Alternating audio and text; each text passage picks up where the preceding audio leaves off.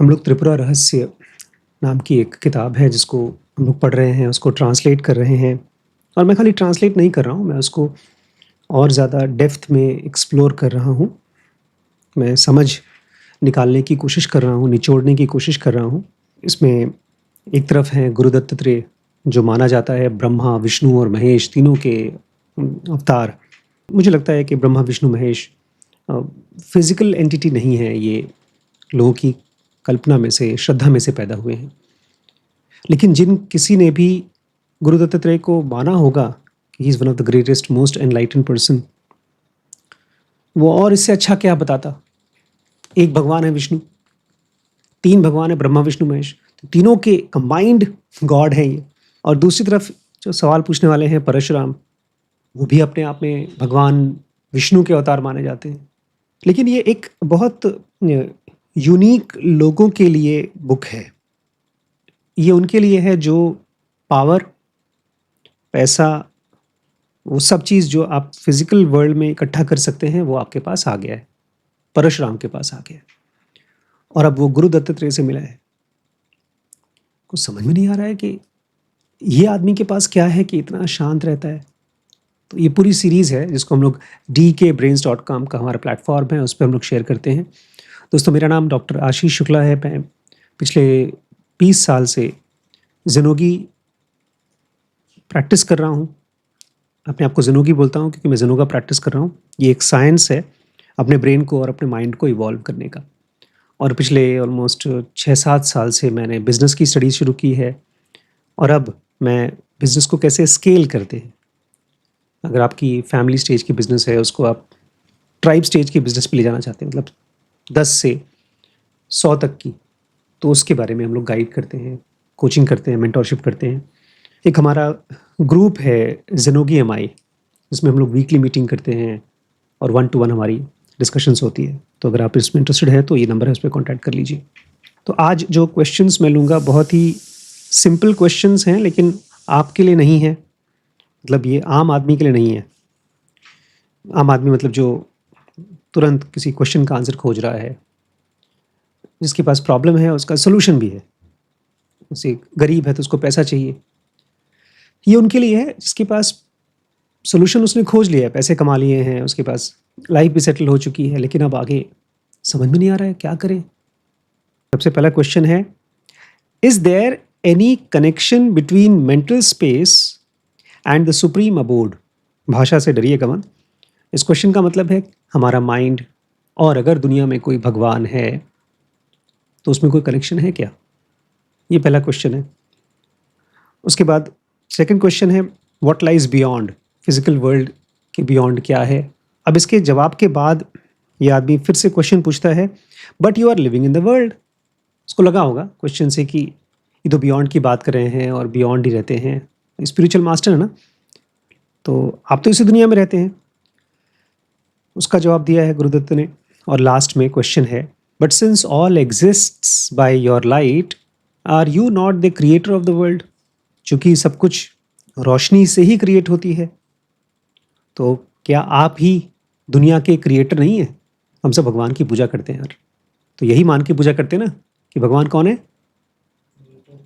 दुनिया के रचयिता, क्रिएटर हैं, आर्किटेक्ट हैं। तो इस क्वेश्चन को हम लोग लेंगे। लेकिन मैं अपने बच्चों के साथ में और अपने सब्सक्राइबर्स जो इस वीडियो को देख रहे हैं उनके साथ एक और रिक्वेस्ट करूंगा मैं, आप इस वीडियो को थोड़ा सा आराम से देखिएगा, भीड़ भाड़ में मत देखिएगा, या शांत होने के लिए देखिएगा। जब आप किसी क्वेश्चन का आंसर खोजते हैं तो आप हड़बड़ी में होते हैं, तो जो आंसर आपको डिस्कवरी होने वाली है वो नहीं हो पाती। और यहाँ पर मैं फिर से रिपीट करूँगा, ये आपके लिए कोई क्वेश्चन आंसर नहीं है, मतलब मेरे लिए क्वेश्चन आंसर नहीं था। ये मेरे लिए एक मेडिटेशन की एक्सपीरियंस है। मैं जब भी इस किताब को पढ़ता हूँ और आप लोगों को ख़ास तौर से समझाता हूँ, तो मैं जब अकेले पढ़ता हूँ तब उतना नहीं समझ पाता हूँ, मतलब इतना गहरे में उसको नहीं सोचता हूँ, समझता हूँ। लेकिन जब मैं आपके सामने इसको शेयर करता हूँ तो उस प्रोसेस में मेरा माइंड शांत होता है, और अचानक पता नहीं कोई ऐसी कैपेसिटी डेवलप होती है जो सॉलिडिफाई कर देती है मेरी पीस को, शांति को। और मैं देखता हूँ इस चीज़ को बहुत से लोगों में लैकिंग है। अभी रिसेंटली मैं कुछ लोगों से मिला, बोलते हम तो रोज़ योगा और मेडिटेशन करते हैं, रोज़। और बातचीत करने के तुरंत बाद किसी से बहस कर रहे थे, लड़ाई कर रहे थे, अपनी बात को कन्विंस करा रहे थे कि नहीं ये बात सही है, ये बात गलत है, और काफ़ी देर तक करते रहे। मेरा ये मानना है, मेरा एक्सपीरियंस है कि अगर हम मेडिटेशन सीख पा रहे हैं, सचमुच का मेडिटेशन, तो हमारे अंदर से डिस्टर्ब होने की, परेशान होने की कैपेसिटी धीमे धीमे ख़त्म हो जाती है और वो रिप्लेस हो जाती है किसी और चीज़ से। जब प्रॉब्लम आता है तो हमारा माइंड उसको समझ पाता है, और जब समझता है तो सही से रिस्पॉन्स देता है। लाइफ एकदम गाड़ी की तरह है, बाइक, स्कूटी, कार। किक मार रहे हैं, चालू नहीं हो रही है, स्टार्टर चालू कर रहे हैं, नहीं चालू हो रहा है। अभी हमारे पास जो कार है उसमें ऑटोमेटिक कार है, जब पीछे डी मोड पे किया तो बगल में एम प्लस और माइनस मोड है, वहाँ गया तो गाड़ी आगे चल नहीं रही थी। तो जब तक आपको सही चीज़ पता नहीं है अपने प्रॉब्लम के बारे में, आपका माइंड खूब कोशिश करता है यार सॉल्व कर दे। और कैसे कैसे कोशिश करता है? एक ही तो औजार है हमारे माइंड के पास, सोच सोच के गब्बर सिंह की तरह वो अपने ही थॉट को बसंती की तरह नचाते रहता है। नाच नाच, सोच सोच, और बड़ा खुश होता है कि मैंने ये सोचा। प्रॉब्लम सॉल्व नहीं होती बट खुश हो जाता है। और फिर चूंकि मेरे थॉट्स हैं तो फिर सच ही होंगे, और फिर गिव अप कर देता है। मेरी नई डिस्कवरी ये है, जो लोग भी मेडिटेटिव होते हैं उनको अच्छा लगता है, मतलब उनको पता चलता है जब वो कोई चीज़ समझते हैं, क्योंकि उसके बाद फिर बहुत सोचना नहीं पड़ता, फिर तो डायरेक्ट एक्शंस होते हैं।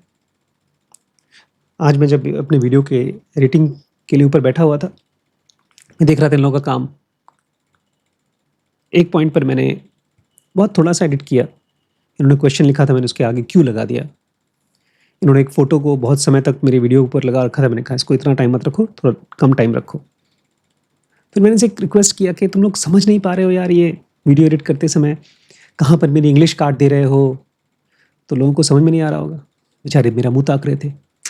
मेरा डाउट ये है कि एक तो ये बच्चे मेडिटेटिव नहीं है, और दूसरा ये लोग एडिक्ट हैं किस चीज़ के? फ़ोन के। एडिक्शन और मेडिटेशन दोनों उल्टा है, या तो आप एडिक्ट हो सकते हैं या तो मेडिटेटिव हो सकते हैं। और ये तभी होता है, मेडिटेशन भी आपके लिए तभी काम का होगा जब आप चाहते हैं, मतलब आपके अंदर में अवेयरनेस गहरी होती जाए। अवेयरनेस समझते हैं क्या होता है? क्या होता है? किसी चीज को लेकर के प्रेजेंट मोमेंट में रहना, अवेयर रहना। किसी चीज़ को लेकर के प्रेजेंट मोमेंट में रहना, प्रेजेंट मोमेंट में रहना, ठीक। जैसे अभी हम एसी की आवाज़ सुन रहे हैं, प्रेजेंट मोमेंट में है, अवेयर हैं, तो कितना देर तक हमको अवेयर रहना चाहिए? एसी की आवाज़ के लिए अवेयर रहना चाहिए जब तक वो सही नहीं हम कर देते। जब तक उसकी आवाज़ ठीक नहीं कर देते हैं। और मान लीजिए कोई और चीज़ है जो हमको अवेयरनेस में है और वो हम ठीक भी नहीं कर सकते, तो अवेयरनेस वो जगह है जहाँ पर थॉट्स आते हैं। तो देखा जाए तो अवेयरनेस खाली वो मैदान है जिसमें थॉट्स क्रिकेट खेलते हैं, उसके बाद तो उसका कोई वैल्यू है नहीं। आओ भाई खेल लेते चले जाते हैं। नहीं, अवेयरनेस उससे ज़्यादा है। मैं अपनी क्लास को आज शुरू करने से पहले ये आप लोगों को स्ट्रेस करना चाहता हूँ। अवेयरनेस की क्वालिटी तो आपको तब पता चलेगी जब आप थॉट से खाली होना शुरू होंगे कुछ देर के लिए। नहीं तो हर चीज़ आपको थॉट्स ही कराएगी। थॉट्स अपने आप में बहुत काम की चीज़ है, लेकिन जब आपको गहराई में जाना है तो अवेयरनेस वाले थॉट्स चाहिए। अभी मैं आज पढ़ रहा था, ये जो एआई है, बहुत अच्छी बुक है, पढ़िएगा आप भी। सैम अल्टमैन और एक और बंदा है, इन दोनों ने मिलकर के काम किया। वैसे तो बहुत से लोगों ने 50 साल से इसके ऊपर रिसर्च कर रहे हैं, लेकिन ये दो सबसे ज़्यादा एम्बिशियस लोग थे जिनका मन था कि एआई को दुनिया में हम लाएं। तो एक पॉइंट के बाद मैंने पढ़ते पढ़ते थक गया मैं, मतलब दिमाग में घुस नहीं रहा था, तो मैंने स्किप करना शुरू कर दिया उस किताब को। 2-3 एक पेज को मैंने बहुत फास्ट पढ़ लिया, मैंने कहा नहीं नहीं मुझे ना आराम से पढ़ना है। अवेयरनेस वो चीज़ है जिसकी प्रेजेंस में चीज़ें गहरे में समझ में आती हैं, और अवेयरनेस को आपको इकट्ठा करना पड़ेगा। तो ये सीरीज़ खास तौर से उनके लिए है जो लोग अवेयरनेस इकट्ठा कर रहे हैं, एक ऐसी अवेयरनेस जो थॉट्स के बिना भी हो, वो प्योर वाटर बोलते हैं, प्योर माइंड। तो सबसे पहला क्वेश्चन है, is there any connection between mental space and the supreme abode? Parshuram पूछ रहे हैं, क्या हमारा माइंड और गॉड में कोई कनेक्शन है?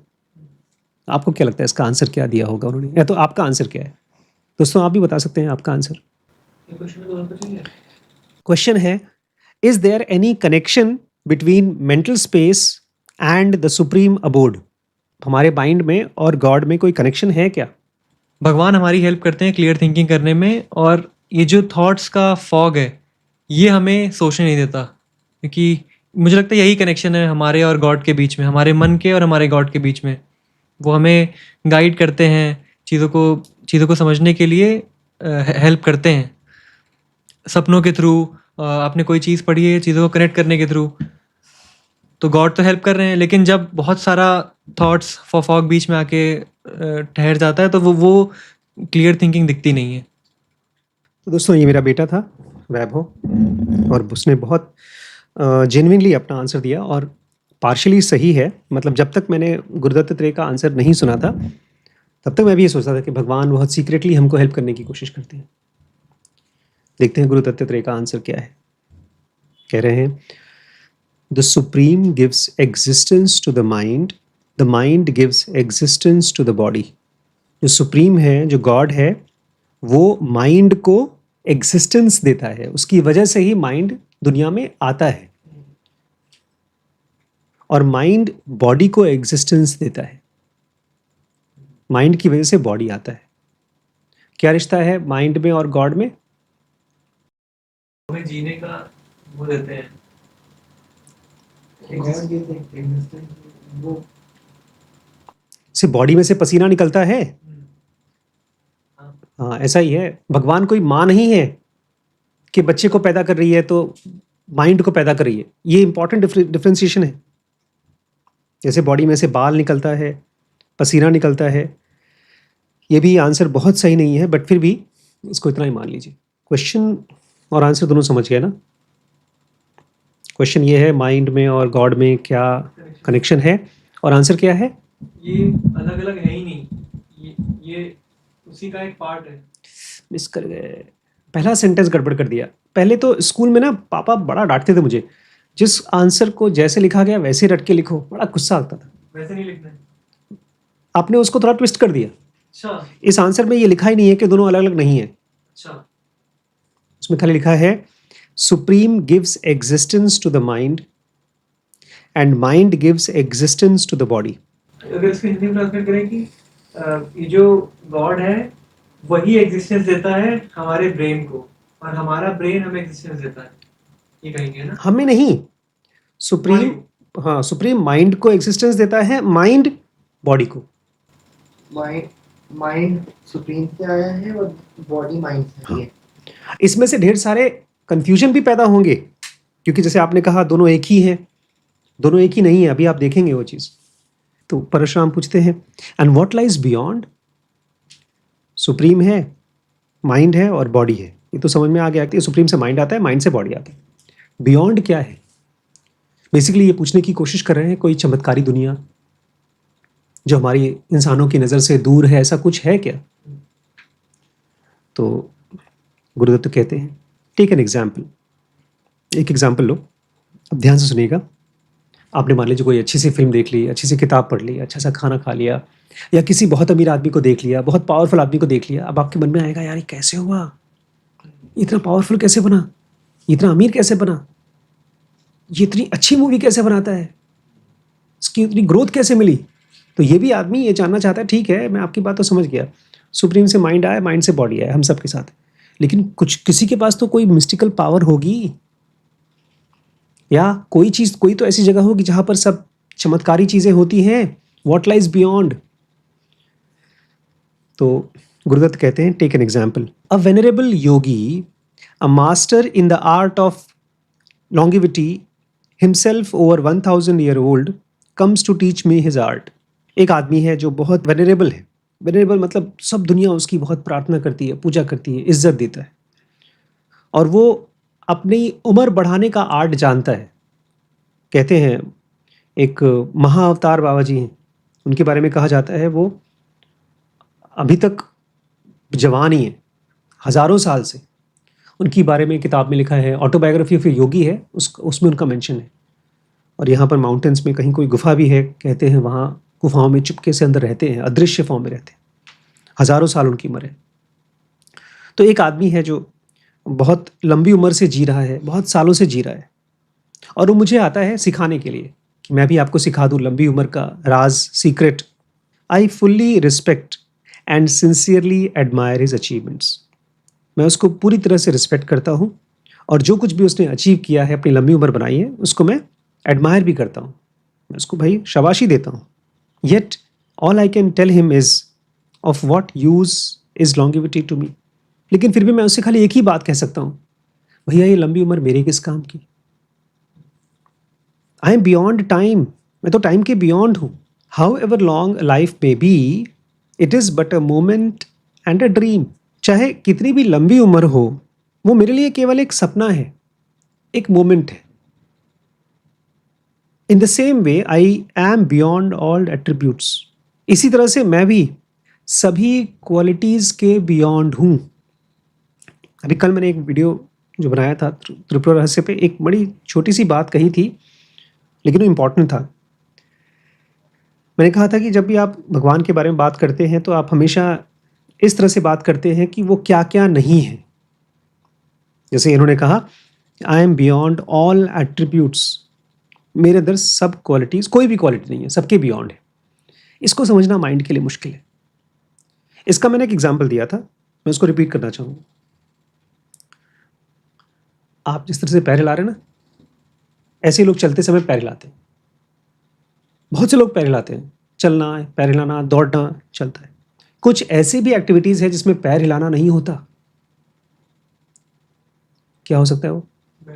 बैठना, खट से बता दिया, और सोना।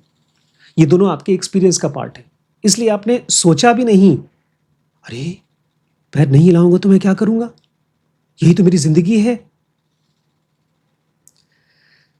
लेकिन जब हम अपने माइंड के बारे में ये सोचते हैं कि बियॉन्ड ऑल एट्रीब्यूट्स, तब माइंड कंफ्यूज हो जाता है कि अरे कुछ ना कुछ तो क्वालिटी होगी ही। और बेचारा फिर जो नहीं समझ पाता, मतलब जब उसको समझ में नहीं आता माइंड को, तो बोलता है झूठ बोल रहा है, ऐसे ही होगा, बेवकूफ़ बना रहा है। लेकिन लिटरली गॉड मतलब beyond all attributes. Physical world के कोई भी एट्रीब्यूट्स आप उसके ऊपर नहीं छेप सकते। जैसे 5 महाभूत हैं, 5 एलिमेंट्स हैं, बेसिक एलिमेंट्स कौन कौन से? अर्थ, वाटर, एयर, फायर, स्पेस। इसमें से कौन सा एलिमेंट है जो बियॉन्ड ऑल एट्रीब्यूट्स है? स्पेस। ये भी हमारे माइंड के ग्रिप के अंदर ही है। स्पेस भी थॉट्स में ग्रिप हो जाता है, हम देख सकते, मतलब देख नहीं सकते, लेकिन उसको जानते हैं थॉट्स में। लेकिन गॉड का जो एलिमेंट है वो बियॉन्ड ऑल एट्रीब्यूट्स। उसको इमेजिन करने के लिए केवल आप एक ही चीज़ से कंपेयर कर सकते हैं, वो भी सही नहीं है बट मज़ेदार है, नींद। नींद बियॉन्ड ऑल एट्रीब्यूट्स है, फिजिकल एट्रीब्यूट्स। तो गुरुदत्त कहते हैं, मेरे लिए physical world, they appear and disappear in my light but can not describe me. जो भी तुम कह रहे हो ना, बियॉन्ड क्या है, ये दुनिया या जो भी चीज़ तुम इमेजिन कर सकते हो, जो तुम मिस्टिकल चीज़ों के बारे में पूछ रहे हो, वो सब दिखती हैं और गायब हो जाती हैं मेरी रोशनी में, लेकिन वो मुझे डिस्क्राइब नहीं कर पाती। मैं कितना भी अच्छे से अच्छा ब्राइट से ब्राइट टॉर्च जलाऊं, वो स्पेस को डिस्क्राइब नहीं कर पाएगी, दिखा नहीं पाएगी। The universe is all names and forms. फिर आगे कहते हैं कि ये ब्रह्मांड कुछ नहीं है यार, ये खाली नाम है और फॉर्म है, based on qualities and there differences. और वो भी किस चीज़ के ऊपर बेस्ड है? चीज़ों की क्वालिटी और उसका डिफरेंस। अगर दो चीज़ें एक जैसी हैं, आँखों से मान लीजिए आप देख रहे हैं कोई ऐसा ड्रिंक है जो ट्रांसपेरेंट होता है और पानी, दोनों एक जैसा है तो आपको पता भी नहीं चलेगा, पी के मालूम पड़ेगा। पी के आप बताएंगे दोनों में डिफरेंस क्या है। ऐसे ही दुनिया में भी हर चीज़ क्वालिटी और डिफरेंस के ऊपर बेस्ड है। लेकिन मैं, आई एम बियॉन्ड, मैं तो इस फिजिकल वर्ल्ड की किसी भी चीज़ से तुम नाप ही नहीं सकते मुझको। और लास्ट सेंटेंस बोलते हैं, the world is there because I am, but I am not in the world. दुनिया इसलिए है क्योंकि मैं हूं, लेकिन मैं दुनिया में नहीं हूं। ये मुझे बड़ा कंफ्यूजिंग लगा था शुरू शुरू में, लेकिन फिर मैंने कल का एग्जाम्पल जो शीश को दिया था, मैंने, याद है शीश, कल एक एग्जाम्पल हमने पढ़ा था, ये वाला एग्जाम्पल, क्योंकि इस कागज के टुकड़े पे एक ऐसी चीज बना सकता हूं मैं जो कागज का नहीं होगा।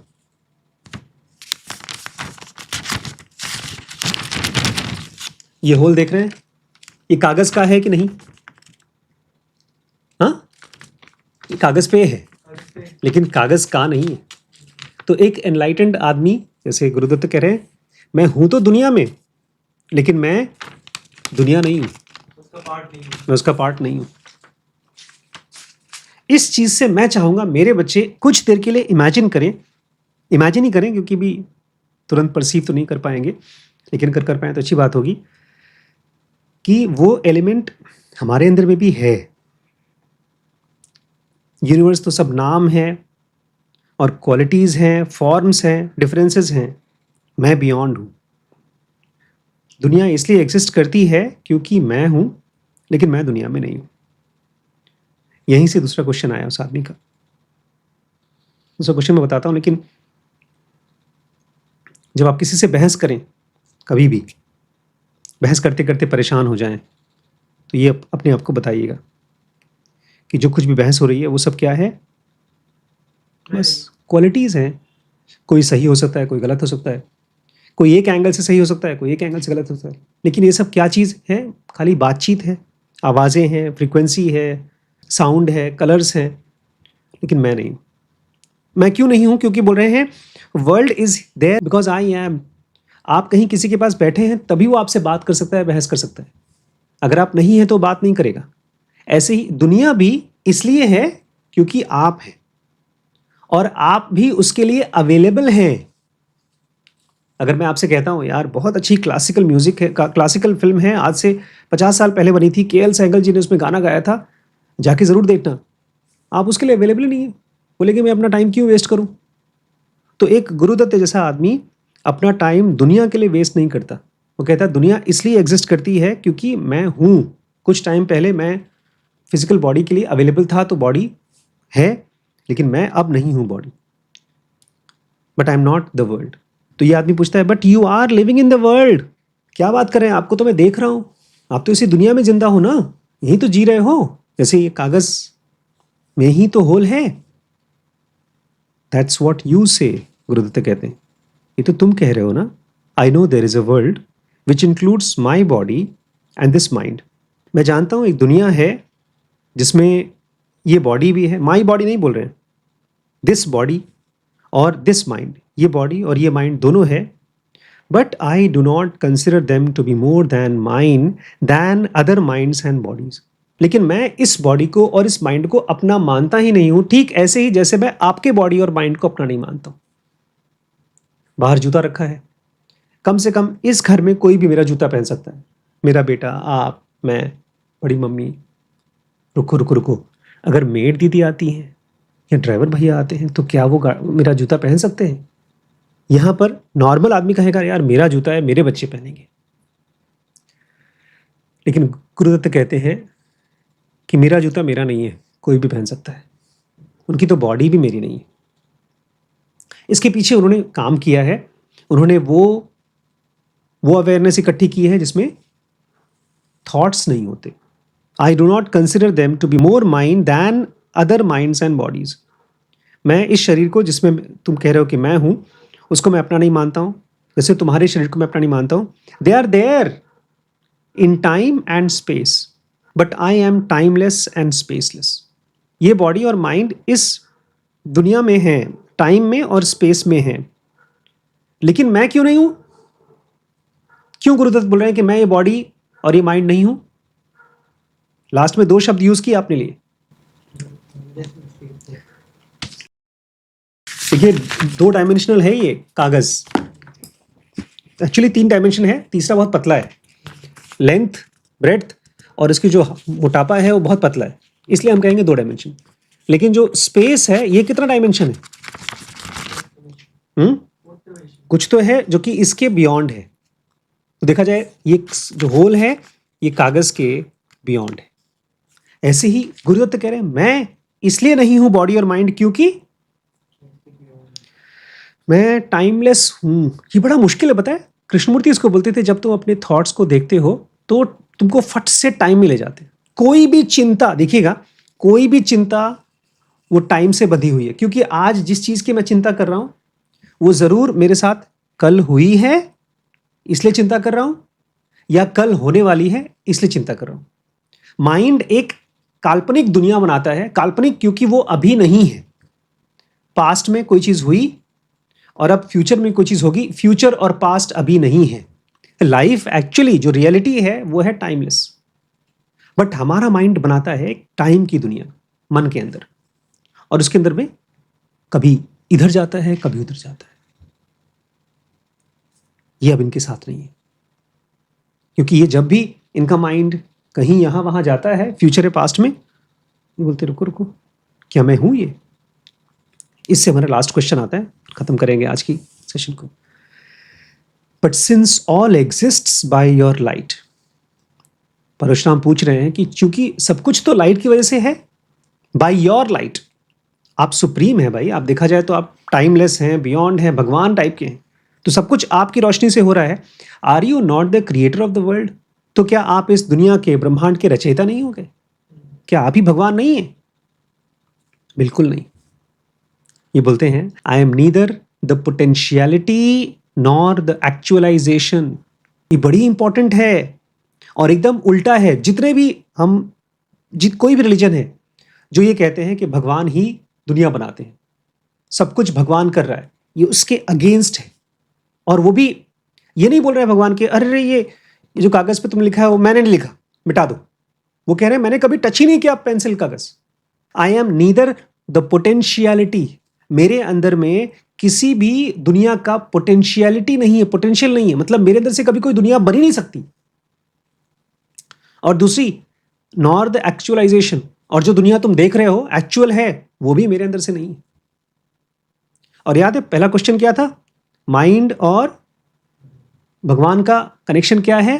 तो उस समय तो बोल रहे थे कि सुप्रीम से निकलता है एग्जिस्टेंस है माइंड, और माइंड से बनता है बॉडी। इसलिए मैंने कहा था माइंड और गॉड का रिलेशनशिप माँ और बेटे का नहीं है, बॉडी और पसीने का है। क्या आप ये बोलेंगे कि मैंने पसीना बनाया है, ये क्या करूं, मैं हूं तो पसीना है, बाल भी है, काटना पड़ता है। तो देखा जाए तो गुरु दत्तात्रेय बोल रहे हैं ये वो बाल है दुनिया जिसको मैं काट काट के थक गया हूं, बाकी बन रहा है, मेरा नहीं है भैया। और ये कह रहा है कि आप क्रिएटर हो, आप ही तो भगवान हैं। एक तरह से जब हमारा ऐसे किसी इंसान से ताल्लुक होता है ना जो भगवान जैसा होता है, ताकतवर होता है, एनलाइटेंड होता है, तुमको लगता है यार सब कुछ तुम्हारी रिस्पॉन्सिबिलिटी है और तुम सॉल्व कर दो। ये कह रहे हैं मेरे लिए तो मैं सॉल्व कर चुका हूं, तुम्हारे लिए नहीं कर सकता। Nor the actuality of things, दुनिया में कोई भी चीज अगर हो रही है तो वो मैं नहीं हूं। In my light they come and go as the specks of dust dancing in the sunbeam. ये बहुत प्रिसाइज एग्जाम्पल है। सूरज की रोशनी आती है कमरे में और उसमें डस्ट दिखता है, वो सूरज की रोशनी ने डस्ट क्रिएट नहीं किया है। डस्ट दिखता है बिकॉज ऑफ सन रेज। कह रहे हैं इन my light they come and गो। ये जो ब्रह्मांड है, जो फिजिकल वर्ल्ड है, फिजिकल बॉडी है, मेरी ही लाइट में दिखता है और नहीं दिखता। The light illuminates the specs.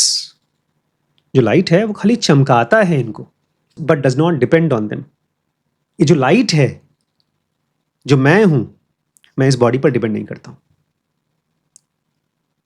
देखिए, जब मेरी मौत होगी, आप में से किसी की मौत होगी, तो माइंड रोएगा, मतलब आप रोएंगे, परेशान होंगे, लेकिन इसलिए क्योंकि आपका थॉट्स इस चीज को, आपका इमोशन इस चीज को बहुत अच्छे से मानता है कि मेरे पिताजी इसी बॉडी के ऊपर डिपेंडेंट थे।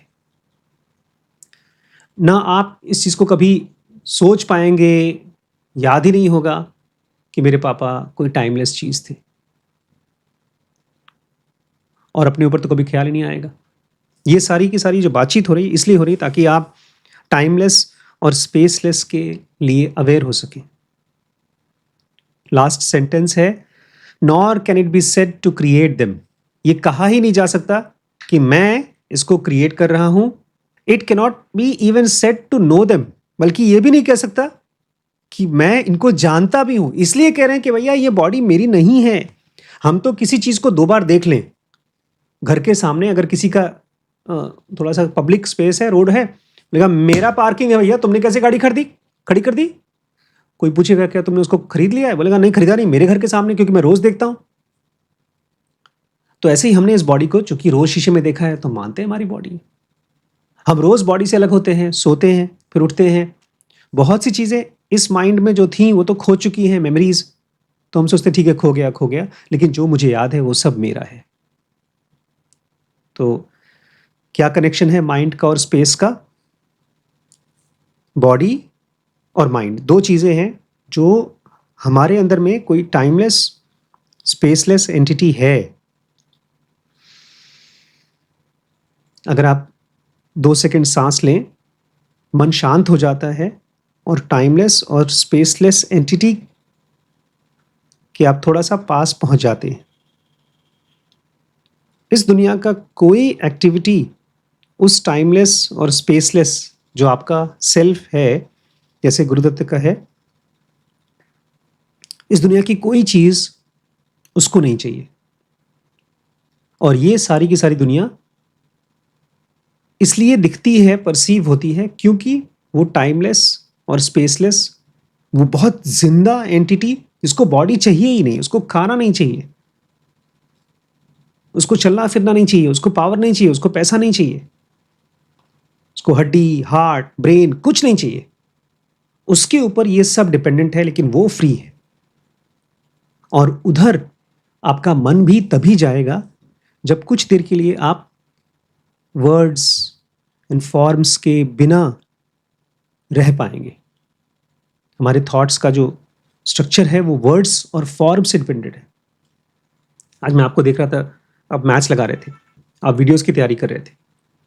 जितनी भी दुनिया में चीज़ें क्रिएट की गई हैं, जो आप सवाल लगा रहे हैं, जो आप क्रिएट कर रहे हैं, कहीं पर कोई म्यूजिक है, वो सब फॉर्मलेस और स्पेसलेस से ही इंस्पायर्ड होकर के हुआ है, आया है, वाइस वर्सा नहीं।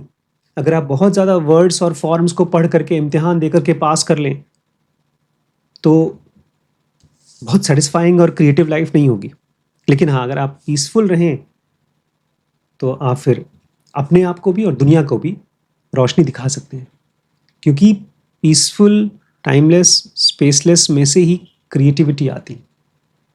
इसलिए दोस्तों, मैं चाहूँगा कि आप दिन में 5 मिनट, 10 मिनट अपनी सांस को गहरा करके अकेले रहकर थॉट्स को शांत करें, अपनी चिंताओं के पार देखें। वही आदमी है ज़ुनोगी, जो अपने माइंड को इवॉल्व करके हाईएस्ट फॉर्म, अपने हाईएस्ट फॉर्म भी कहना गलत है क्योंकि वो तो फॉर्मलेस है, हाईएस्ट फॉर्मलेस को जान पाएंगे आप। उसको किसी की ज़रूरत नहीं होती और उसी की वजह से सब कुछ है। कल और कुछ क्वेश्चंस हैं, वो कवर करेंगे। जो चैप्टर पढ़ रहे हैं उसका नाम है the supreme, the mind and the body, और ये पूरी की पूरी सीरीज अवेलेबल है dkbrains.com पे। और अगर आप पर्सनली मेरे साथ कनेक्ट होकर के सीखना चाहते हैं इस विज्ञान को, या अपनी लाइफ को भी चेंज करना चाहते हैं, तो हमारा एक छोटा सा ग्रुप है, ZMI ग्रुप। वो पेड प्रोग्राम है, mentorship program. You are most welcome to be the part of that. Number है, उस पर कॉन्टैक्ट कर लीजिए।